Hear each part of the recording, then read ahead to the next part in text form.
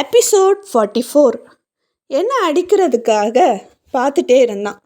என்னை பயங்கரமாக அடித்தான். என் புள்ள அதை தடுக்க வந்தான். அவனையும் பிடிச்சி தள்ளி விட்டுட்டான். பாவம், என் பிள்ளை தலையில் அடிபட்டு ரத்தம் வந்தது. ஆனால் கூட குழந்தையும் என்னையும் ரொம்பவே பயங்கரமாக அடித்தான். பிள்ளையால் சுத்தமாக முடியலை. ஆனாலும் ஒரு கட்டத்தில் என்னை அடிக்கிற கோவத்தில் என்ன பண்ணுறதுன்னு தெரியாமல் சுற்றி முற்றி பார்த்தான். அப்போது அவன் கண்ணில் ஒரு கிரிக்கெட் பேட் பட்டுச்சு. அதை எடுத்துகிட்டு வந்தவன் சேரில் ஏறி அவன் தலையிலேயே அடிச்சிட்டான். 5 வயசு குழந்தைக்கு என்ன தெரியும்னு நீங்கள் நினைக்கிறீங்க? அவன் கோபம் அதிகமாச்சு. ஆனாலும் குழந்தைன்னு கூட பார்க்காம செம்மையாக போட்டு அடித்தான்.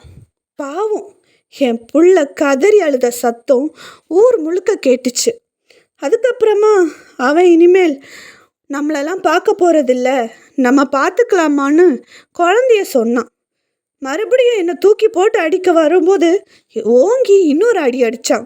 நில குழஞ்சி பிரசாந்த் கீழே விழுந்துட்டான். அதுக்கப்புறமா என் குழந்தை என் கையை பிடிச்சிக்கிட்டு, இவன் நமக்கு வேண்டவே வேண்டாம், நான் வளர்ந்து உன்னை ரொம்ப நல்லா பார்த்துக்கிறேன், என் கூட வாமான்னு அந்த பிஞ்சு கையை நீட்டும்போது எனக்கு எப்படி இருக்கும்னு நீங்கள் யோசிங்க. அந்த பச்சை மண்ணுக்கு இருக்க ஒரு அறிவு கூட இந்த எரும மாட்டுக்கு இல்லை. என்னை ஏமாத்துறது மட்டும் இல்லாமல் என்னை சித்திரவதை பண்ணான். என் குழந்தைய அவ்வளோ கஷ்டப்படுத்தியிருக்கான். என்ன இருந்தாலும் அவன் குழந்தை தானே. அந்த பாசம் கூட என் புள்ள மேலே இல்லை அவனுக்கு. குழந்தை கூப்பிட்டானேன்னு நானும் குழந்தை பின்னாடியே போயிட்டேன். ஆனால் நீயே யோசிச்சு பாரு, நான் எங்கே போய் தங்குவேன்? குழந்தை இருக்குது கையில். அவனை வச்சுட்டு சாப்பாட்டுக்கும் தண்ணிக்கும் நான் கஷ்டப்பட்டேன். 2 நாள் கோயிலில் தான் நாங்கள் 2 பேரும் தங்கியிருந்தோம். அதுக்கப்புறம் அந்த வீட்டை விட்டு நாங்கள் போயிட்டோம். அந்த ஊரில் எங்கே பார்த்தாலும் எங்களை பற்றி தான் பேச்சாக இருந்தது. இனிமேல் நாங்கள் இங்கே இருந்தால் சரிப்பட்டு வராதுன்னு சொல்லி பக்கத்து ஊருக்கு பாப்பாவை கூட்டிகிட்டு நான் வந்துட்டேன். எங்களுக்கு பக்கத்து வீட்டில் இருந்த ஒரு அண்ணா எங்களுக்கு ஒரு வீடு எடுத்து கொடுத்தாங்க. வாடகைக்கு அவங்க எனக்கு வேலையும் போட்டு கொடுத்தாங்க. வீட்டு வேலையும் செஞ்சு குழந்தையும் நான் வளர்த்துனேன். சில டைம் அங்கே ஹோட்டலுக்கு போய் பாத்திரம் கழுவுறது, டேபிளை சுத்தம் பண்ணுறது, வீட்டிலலாம் போய் பாத்திரம் கழுவுற வேலையெல்லாம் நான் பார்த்தேன். என் பையனை நல்லா ஸ்கூலில் படிக்க வைக்கணும்னு நான் நினச்சேன். அவன் வளர்ந்து என்னை நல்லா பார்த்துப்பாங்கிற 100% ஆஃப் நம்பிக்கை எனக்கு இருந்தது. அதில் ஒரு அதிசயம் என்ன தெரியுமா? எனக்கு தெரியாமல் என் பையன் ஸ்கூல் முடிச்சுட்டு ஒரு ஸ்டோரில் ஒர்க் பண்ண ஆரம்பிச்சிட்டான். பார்ட் டைம் ஜாபா. அந்த சின்ன வயசுலேயே என்ன நல்லபடியாக பார்க்கணுன்னு அவன் ரொம்ப கஷ்டப்பட்டிருக்கான். இப்போ பாரு, என் பையன் எவ்வளோ பெரிய வேலை பார்த்தாலும் என்னை ராணி மாதிரி பார்த்துருக்கான். பிரசாந்த் கூட இருந்திருந்தா கூட நான் இவ்வளோ சந்தோஷமாக இருந்திருக்க மாட்டேன். 2 பிள்ளைங்க, வாழ்க்கை சொர்க்கமாக இருக்குது. ஃபஸ்ட்டெல்லாம் அவன் ஸ்கூல் ஃபீஸ் கட்டவே நான் கஷ்டப்பட்டேன். இவனோட ஸ்கூல் டீச்சர் ஒருத்தவங்க அவன் படிக்கிறதுக்காக உதவி பண்ணாங்க. உண்மையை சொல்ல போனால் ஆஜுன் ரொம்ப நல்லா படிக்கிற பையன். ஸ்கூலில் எப்போவுமே ஃபர்ஸ்ட் வருவான். எல்லாமே ஃபஸ்ட்டு தான். ரொம்ப திறமைசாலி, புத்திசாலி. இப்போது அவன் மட்டும் இல்லைன்னா நீங்களே யோசிச்சு பாருங்களேன்.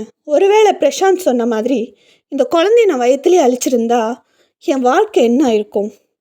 ஆனால் நான் அது பண்ணலை. 2 குழந்தைங்களுக்கு அப்புறமா பிறந்தவனை நான் எப்படி பார்க்கணுன்னு நினச்சேனோ அதை விட அதிகமாகவே அவன் என்னை பார்த்துக்கிறான். நான் ரொம்ப சந்தோஷமாக இருக்கேன். எங்கள் வாழ்க்கை ரொம்ப சந்தோஷமாக போயிட்டு இருந்தது. ஆனால் அது அந்த கடவுளுக்கு பொறுக்கலை. நான் வழக்கம் போல் வீட்டு வேலை எல்லாம் பார்த்துட்டு இருந்தேன். அப்போ தான் ஸ்கூலில் இருந்து எனக்கு ஒரு ஃபோன் கால் வந்தது. அவங்க ஒரு ஹாஸ்பிட்டலோட பேரை சொல்லி வர சொன்னாங்க. நானும் பதறி ஓடி போனேன். டாக்டர் என் குழந்தைய ரொம்பவே வீக்காக இருக்குது, உடனடியாக அவனுக்கு முடிஞ்ச அளவுக்கு ஹெல்த்தியான ஃபுட்டெல்லாம் கொடுக்கணும் அப்படின்னு சொல்லிட்டாங்க. இங்கே சாப்பாட்டுக்கே வழி இல்லை, இதில் இது வேறையாங்கிற மாதிரி எனக்கு இருந்தது. என்னால் சத்தியமாக முடியலை. வீட்டை சமாளிக்கிறது எனக்கு ரொம்ப கஷ்டமாக இருந்தது. கிடைக்கிற காசு எல்லாம் வச்சு அவனுக்கு நான் ட்ரீட்மெண்ட் பண்ணேன். கிட்டத்தட்ட அவனுக்காக சேமிக்கவும் செய்யணும். நான் பார்க்குற வேலைக்கு எனக்கு வெறும் 500 ரூபா மட்டும்தான் சம்பளமே. 500 ரூபாவை வச்சுட்டு பிள்ளைக்கு ஃபீஸ் கட்டி சாப்பாடு கொடுக்குறதுங்கிறது சாதாரணமான விஷயம் கிடையாது. ஓடிப்போனால் என் பையன் செய்கிற வேலைக்கு ஒரு 500 ரூபாய் கிடைக்கும். மொத்தமாக 1000 ரூபாய் வச்சுட்டு நான் எல்லாத்தையுமே சமாளிக்கணும். பிள்ளைய ஸ்கூலுக்கு அனுப்பணும், ஃபீஸ் கட்டணும், வீட்டு வாடகை, காய்கறி வாங்கணும், ஈபி பில்லு எல்லாமே நான் தான் கட்டணும். 1000 ரூபா வச்சுட்டு நான் என்னெல்லாம் பண்ணுவேன்னு நீங்கள் நினைக்கிறீங்க? கடன் வாங்க ஆரம்பித்தேன். கடன் வாழ்க்கையே முறிச்சு போட்டுருச்சு. சுத்தமாக எங்கள் வாழ்க்கை கடனால் மூழ்கி போயிருந்தது. ஆனால் அர்ஜுன் கொஞ்சம் வேலை பார்த்து பார்த்து அப்படி இப்படின்னு கஷ்டப்பட்டு படித்து மேலே வந்துட்டான். டெய்லி காலேஜில் சாப்பிடாம சரியான ஒரு சாப்பாடு இல்லாமல் மயங்கி விழுறதா ஸ்கூல்லேருந்து எனக்கு காலேஜ்லேருந்து எனக்கு கால் வரும். ஃபோன் கால் வரும்போதெல்லாம் எனக்கு என்னமோ மாதிரி இருக்கும். முடிஞ்ச அளவுக்கு என் பையனோட வாழ்க்கையை நான் மாற்றணும்னு நினச்சேன். ஆனால் ஒரு அம்மாவா என்னால் முடியலை. ஒரு அம்மாவா ஒரு மனைவியாக நான் தோற்று போயிட்டேன். ஆனால் அவன் என்னை தலை நுமுற வச்சுட்டான். ஆனால் அர்ஜுன் கூட நான் ரொம்ப சந்தோஷமாக தான் இருக்கேன். அவன் காலேஜ் படிக்கும்போதும் லீவு வந்துச்சானாலே உடனே ஏதாச்சும் வேலைக்கு போயிடுவான். கிடைக்கிற சம்பளத்தை அப்படியே என் கையில் கொடுப்பான். ஆனால் எனக்கு ஒரே ஒரு பயம்தான் இருந்தது. பிரசாந்த் மறுபடியும் என் வாழ்க்கையில் வந்துடுவானுங்கிற பயம் எனக்கு இருந்துகிட்டே இருந்துச்சு. அவன் என்ன பண்ணாலும் சரிதான். ஆனால் என் குழந்தைங்கள ஏதாவது பண்ணால் நான் பார்த்துக்கிட்டு இருக்க மாட்டேன்ல. ஏன்னா நான் அவ்வளோ சித்திரவதை அவன்கிட்ட அனுபவிச்சிருக்கேன். நீங்கள் எப்படி வாழ்ந்தீங்கன்னு எனக்கு தெரியாது. ஆனால் நான் என் குழந்தைங்கள வளர்த்துறதுக்கு ரொம்ப கஷ்டப்பட்டு தான் இப்போது நான் இந்த இடத்துல இருக்கேன். அர்ஜுன் வேலைக்கு போக ஆரம்பித்ததுக்கப்புறமா ஐடி கம்பெனி, நல்ல சம்பளம், என்னையும் பாப்பாவும் ரொம்ப நல்லா பார்த்துக்கிறான். உலகமே அவன் தங்கச்சி தான். இப்படி ஒரு வாழ்க்கையில் கஷ்டப்பட்டு முன்னேறியிருக்கோம் நாங்கள். ஆனால் பிரசாந்த் எனக்கு தெரிஞ்சவங்கள கஷ்டப்படுத்திருக்க மாட்டான்னு நினைக்கிறேன்.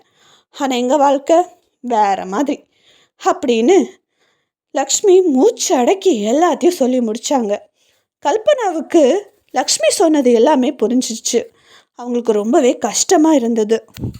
இங்கே பாருங்கள் கல்பனா, நான் சொல்கிறேன்னு தப்பாக நினச்சிக்காதீங்க. பிரசாந்த் நல்லவன் கிடையாது.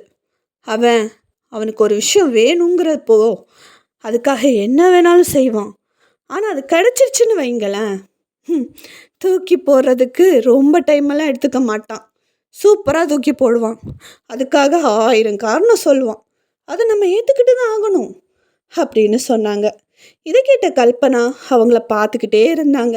என்ன சொல்கிறதுனே அவங்களுக்கு தெரியலை. இந்த கதையெல்லாம் கேட்ட கல்பனா அவங்க வாழ வேண்டிய வாழ்க்கையை நம்ம வாழ்ந்துட்டுருக்கோமே அப்படின்னு சொல்லி ரொம்பவே கஷ்டப்பட்டாங்க. அவங்க காலில் விழுந்து மன்னிப்பு கேட்டாங்க. லக்ஷ்மி அவங்கள அழுகுறதை பார்த்து கட்டி அணைச்சிக்கிட்டாங்க. கவலைப்படாதீங்க, நான் உங்கள் வாழ்க்கையில் எப்போவுமே வரமாட்டேன். நீங்கள் இப்போ பிரசாந்த் கூட எவ்வளோ சந்தோஷமாக இருக்கீங்களோ அப்படியே இருந்துக்கோங்க. பட் என் பிள்ளைங்களோட வாழ்க்கையில் பிரசாந்த் வந்துடக்கூடாது. அர்ஜுன், நிலா, அப்புறம் நாங்கள் 3 பேர் மட்டும்தான் ஒரு குடும்பம். அதில் அவன் வரக்கூடாது அப்படின்னு சொன்னாங்க. இதை கேட்ட கல்பனா அவங்கள, சாரி, எல்லாத்துக்குமே நான் தான் காரணம் இல்லை, உங்கள் வாழ்க்கை நல்லா இருந்திருக்கும் நான் வராமல் இருந்திருந்தா அப்படின்னு சொன்னாங்க. அதுக்கு லக்ஷ்மி எதுவுமே சொல்லாமல் அவங்கள பார்த்து லைட்டாக சிரித்தாங்க. விழுப்புரம் ஆஃபீஸில் விஜய், மச்சான், நான் கேன்டீனுக்கு போய் ஒரு சமோசா வாங்கிட்டு வரேன். இங்கே நிறைய டொமேட்டோ சாஸ் இருக்குது, வேஸ்ட் ஆகாமல் நான் டேஸ்ட் பண்ணுவேன்ல அப்படின்னு சொல்ல அர்ஜுன் சிரித்தான். உடனே விஜய், பாத்தியாடா மூஞ்ச பாப்பாவியாக வச்சுட்டு சிரிக்கிறான், இவனெல்லாம் நம்ம கள்ளிப்பால் கொடுத்து கொல்லுங்கன்னு அப்போவே சொன்னேன், கேட்டிங்களா? இவனெல்லாம் ஆஃபீஸில் சேர்த்து யுவராஜ் சார் ரொம்ப தப்பு பண்ணிட்டாரு அப்படின்னு சொல்ல கௌரி சிரிச்சிட்டா. கௌரி சிரிக்கிறத பார்த்து எல்லாருமே சிரித்தாங்க.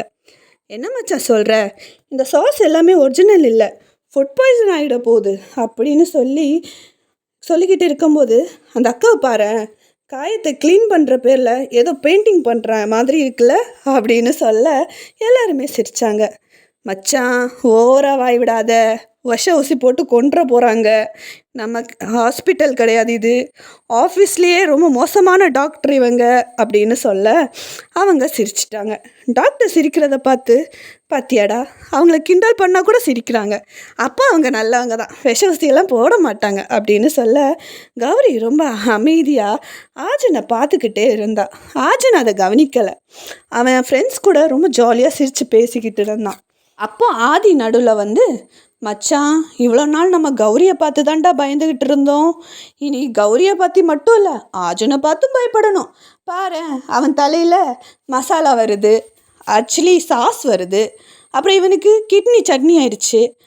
எப்படி போட்டு அடிச்சிருக்கான் பாரு. 2 பேரும் ஒருத்தன் தூக்கி போட்டு மிதிச்சிருக்கானா யோசிக்கணும் தான் அப்படின்னு சொல்ல சந்துரு சிரிச்சுட்டு, டேய் 2 பேரும் வாய மூட்டில்ல, நானே விஷ ஊசி எடுத்து 2 பேரையும் போட்டு தள்ளிட்டு போய்கிட்டே இருப்பேன். அப்புறம் நீ சொன்னிய அன்னைக்கு நம்ம ஆஃபீஸ்க்கு பின்னாடி இருக்க சுடுகாட்டிலே உன்னை பூத்திட்டு போயிட்டே இருப்பேன் அப்படின்னு சொல்ல, ஐயையோ பண்ணாலும் பண்ணுவான் அப்படின்னு சொல்லி அமைதியாக. இதை கேட்ட அர்ஜுன், டேய் எதுக்குடா இவ்வளோ தாமதம் பண்ணுற? சொல்லிக்கிட்டே எல்லாம் இருக்கக்கூடாது. சொல்கிறதுக்கு முன்னாடியே நம்ம செஞ்சு காட்டிடணும். நம்ம ஆஃபீஸுக்கு இந்த 2 தான் பாரமாக இருக்குது. நம்ம டீம்லேயே தொந்தரவுனா இதுதான் தொந்தரவு. இந்த கொசு தொலை தாங்க முடியலை. ஹிட் அடித்தாலும் சாக மாட்டேங்குது.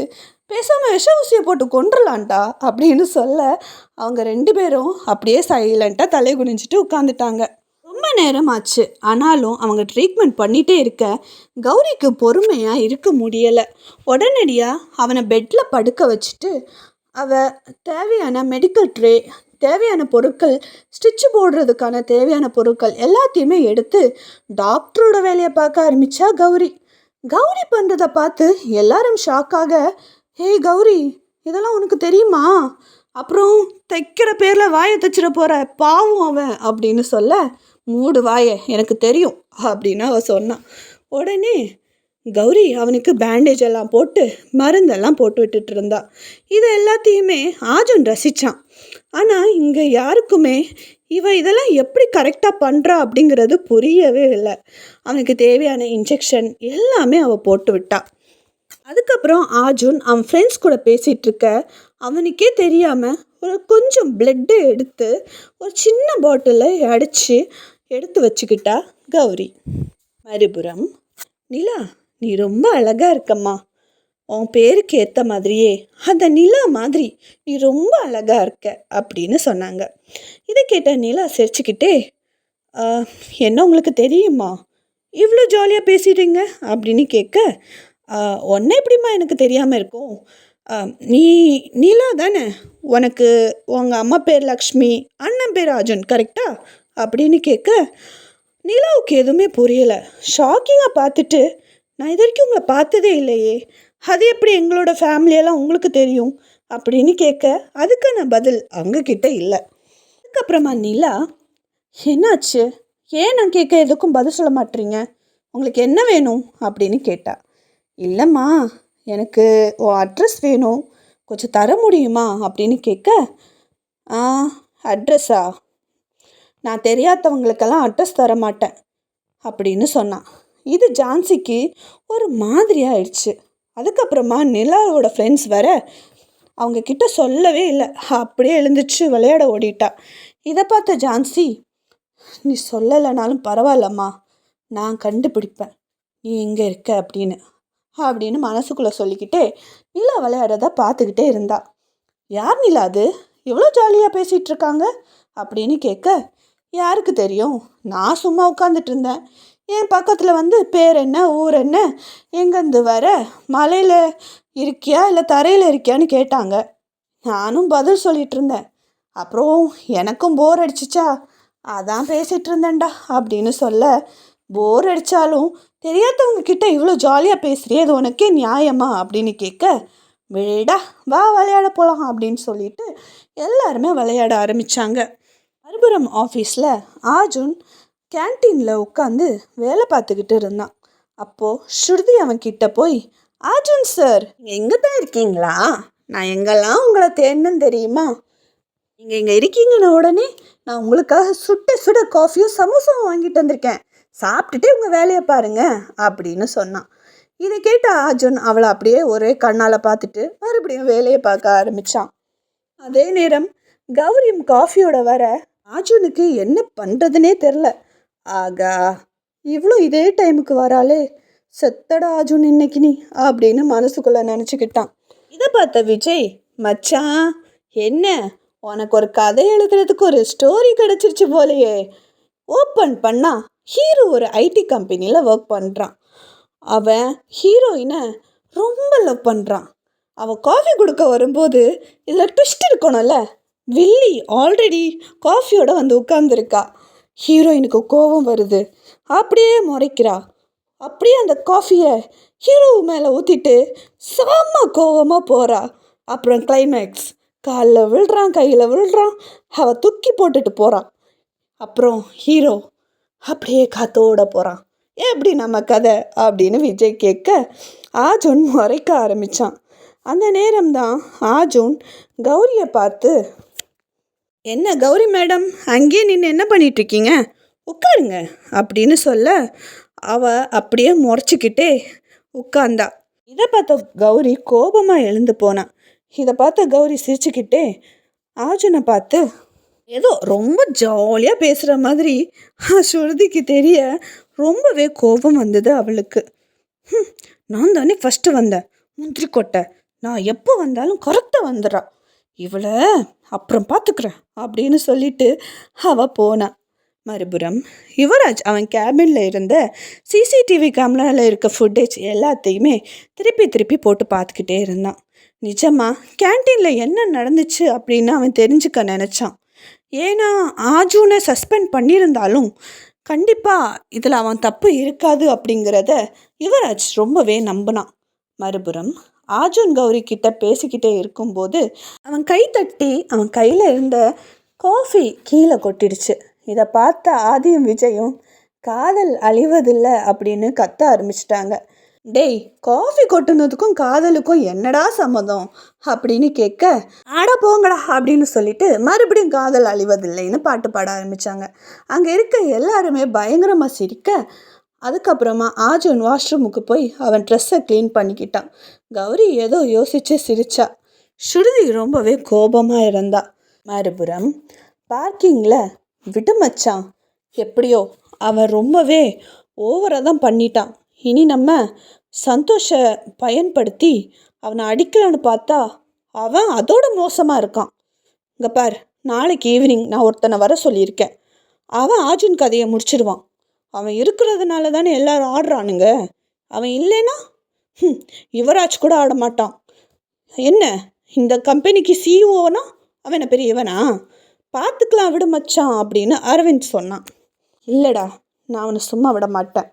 அவன் என்ன எவ்வளோ அசிங்கப்படுத்திட்டான்னு உனக்கே தெரியும்ல. அவன் என்ன பாவமாக முகத்தை வச்சுக்கிட்டு எல்லாத்தையுமே பண்ணுறான். இங்கே பார், எனக்கு கிடைக்க வேண்டிய பதவி கூட அவன் எடுத்துக்கிட்டான். அவனை எதுக்கு தான் அவன் இந்த ஆஃபீஸ்க்கு வந்தானோ? ஏன் அவனுக்கு இந்த ஊரில் வேறு ஐடி கம்பெனியே இல்லையா? வந்து தொலைஞ்சது பாரு நமக்குன்னு அப்படின்னு சொல்லி ரொம்ப கோவமாக விவேக்கும் பேசிக்கிட்டு இருந்தான். இதை கேட்ட அரவிந்த், நீ என்ன பண்ண போகிற அப்படின்னு கேட்க, வெயிட் அண்ட் வாட்ச் அப்படின்னு சொன்னான். மறுபுறம் கல்பனா லக்ஷ்மி சமாதானப்படுத்தி, கவலைப்படாதீங்க, உங்கள் பெயின் எனக்கு புரியுது. என்னோடய வாழ்க்கையில் இருந்ததை விட நீங்கள் ரொம்பவே கஷ்டப்பட்டிருக்கீங்க, அதை நான் ஏற்றுக்கிறேன். சொல்லப்போனால் என்னால் தான் உங்கள் வாழ்க்கையே முடிஞ்சு போச்சு. என்னால் தான் 2 குழந்தைங்கள வச்சுட்டு நீங்கள் ரொம்ப கஷ்டப்பட்டிருக்கீங்க. என்னை விட அதிகமாக நீங்கள் தான் பாதிக்கவும் பட்டிருக்கீங்க அப்படின்னு சொன்னவங்க, என்ன ஆனாலும் சரி, உங்களுக்கு சேர வேண்டியதை நான் கண்டிப்பாக சேர்த்துருவேன், கவலைப்படாதீங்க லக்ஷ்மி அப்படின்னு கல்பனா மைண்டில் யோசித்தாங்க.